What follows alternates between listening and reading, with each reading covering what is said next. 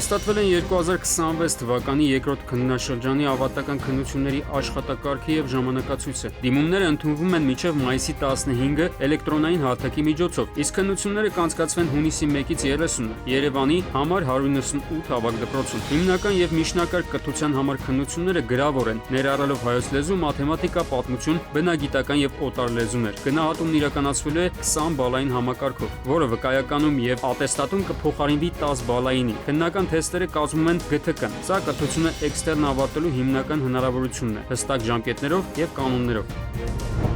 Սոցցանցերի տեսանյութերը բացահայտել են 9 խախտող վարորդ Երևանում։ Միայն ապրիլի 27-ից 29-ը սոցիալական ցանցերում հրապարակված տեսանյութերի ուսումնասիրության արդյունքում Բարեկային ծառայության Երևանի գնդի հետախուզական հատուկ խումբը հայտնաբերել է 9 վարորդ, կազմվել է 14 վարչական արձանագրություն։ Ինչպես հայտնում է ոստիկանությունը, խախտումները վերաբերում են հանդիպակաց գոտի դուրս գալուն, երթևեկությանը խոչընդոտող հետընթացին, ճանապարհային նշանների անտեսմանը, ինչպես նաև վարորդական իրավունք չունենալուն կամ ուժը կորցրած վկայականով վարելուն։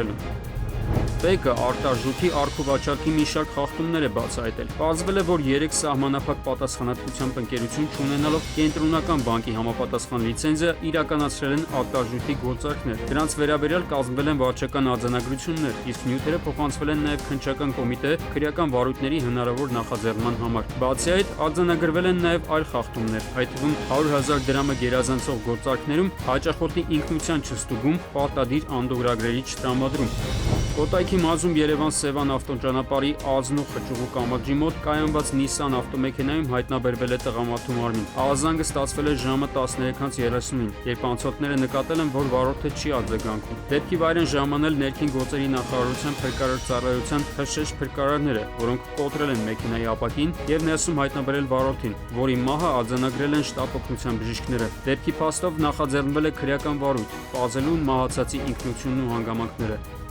Արմեն Աթալյան, ժամը լրատվական։